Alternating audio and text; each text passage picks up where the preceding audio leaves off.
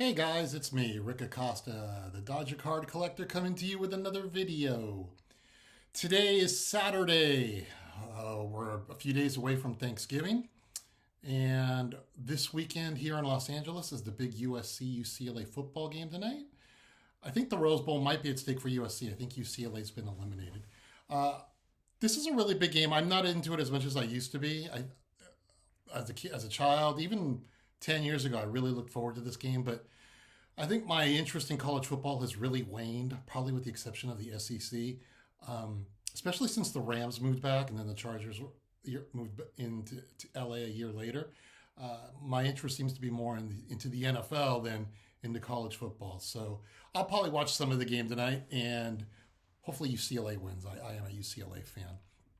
So today, what am I doing sports or collecting wise? And today I'm not going to do anything. I'm not going to look for cards today. Tomorrow, though, I think I am going to head up to Burbank to the Burbank card store.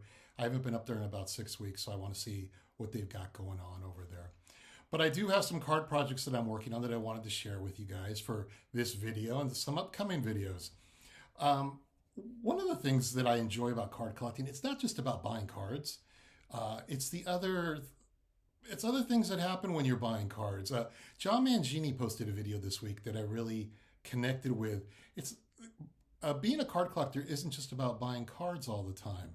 It's sometimes about buying supplies and uh, putting your cards in binders and putting your cards in top loaders or penny sleeves or both.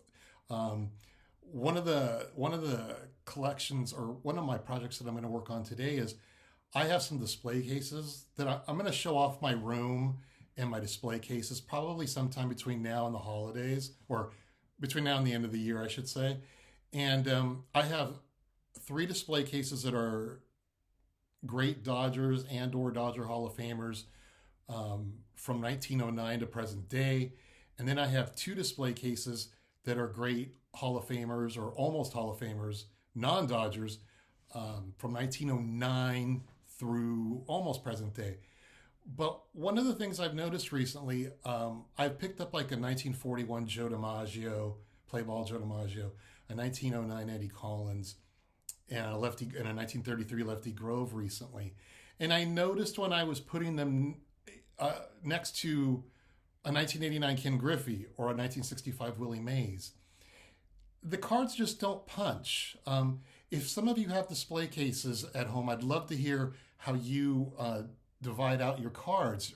Just because I had 60 great players, and now I'm kind of like thinking, I think I'm going to move out my pre-war cards. I've only have several, but I'm going to move out my pre-war cards and give them their own display case, just because they don't look right sitting next to Topps cards from the 50s through the 80s, and especially not something like an upper deck card or a 21st century card. There's just not that much pizzazz in them where they deserve pizzazz. So I think I'm going to take them off to their own display case, and that's something I'm going to work on today.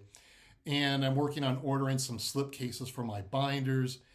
And I also have picked up some cards recently that I'm going to share with you over the next couple of videos.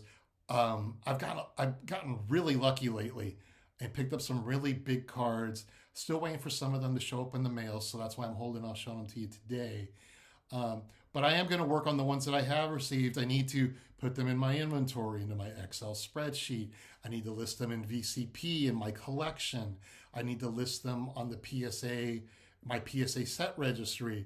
And that's just one of the things that I enjoy doing when it comes to cards. And I will spend hours with my Excel spreadsheet just figuring out what Dodger cards I'm looking for. Like with my Dodger team sets, I am basically at this point collecting, I would say, every major set. I'm not, if I sit here and talk with somebody who says, "Do you have this regional set? Do you have this cupcake set?"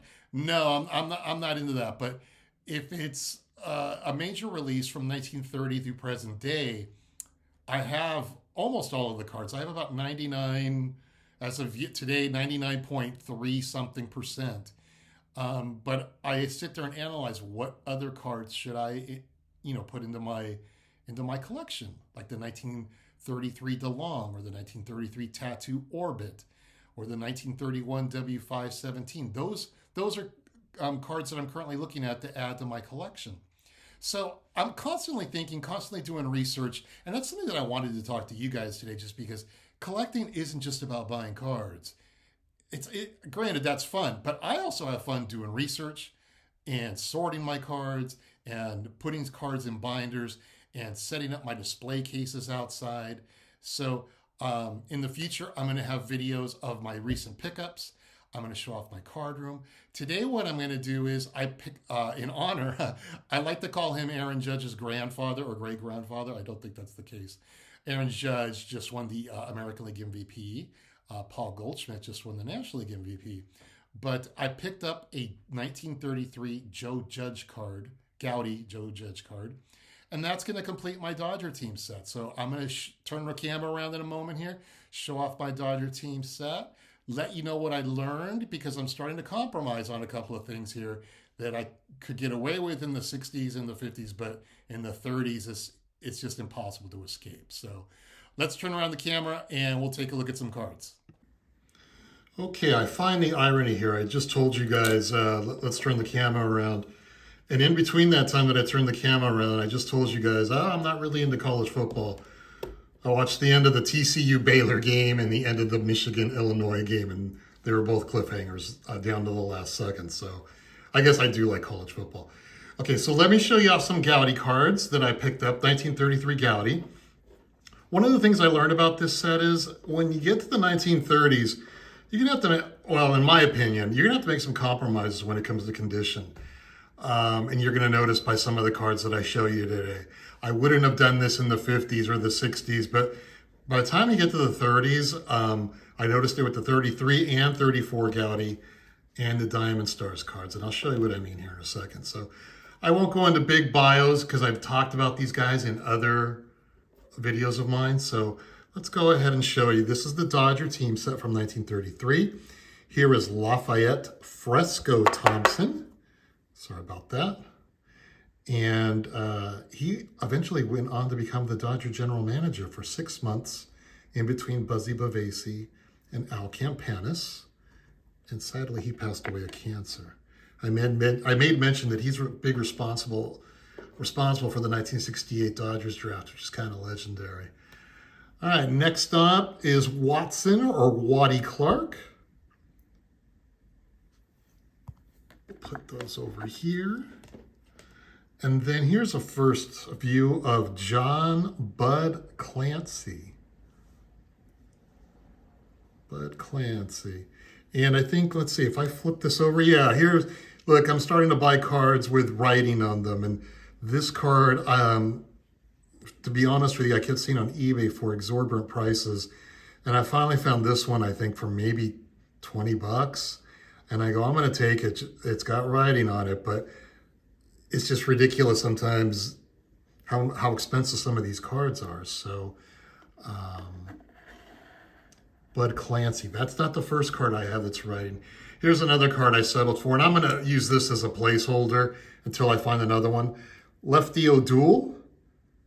Famous, I wouldn't necessarily call him famous Dodger, but a famous Giant. There are some people who would say he should be in the Hall of Fame.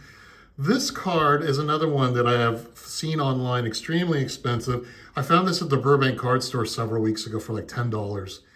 And I go, I'm just going to buy this as a placeholder for now, just because these cards aren't that easy to find. And when you do, they're pretty expensive. And I really learned that with the 33 Goudey set. All right, so that's Lefty O'Doul. Next up is Jack Quinn. And I almost have to look to see if there's anything in the back about these guys. No, but that's Jack Quinn, pitcher. Next up is Owen Carroll. Owen Carroll. There's the back. Go back to the front. Okay, here's one that I bought that looks really nice, and that's Tony Cuccinello. Cuccinello also has a really nice 34 Diamond Star card, really colorful. And this one I do really like the color in. I wish the B was on the bill of his cap, or was on his cap, the Dodger logo or the Brooklyn logo, but it's not. But still, that's a good looking card. Tony Cuccinello. Okay, next up, Valentine Pikanich. Valentine Pikanich or Val Pikanich. Goudeys are very nice. Some of them, if you notice here, I'm noticing when you put these side by side, some of the Goudeys have Big League chewing gum on the bottom. Some of them don't. But this Pikanich is a nice looking card. All right, who's next? Ray Benj. Ray Benj, I also have a 1934 card of him, Dodger pitcher for a few years. Clean looking back.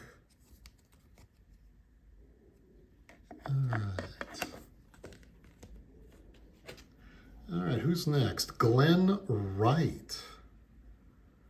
It's an action shot. Good looking action shot of Glenn Wright.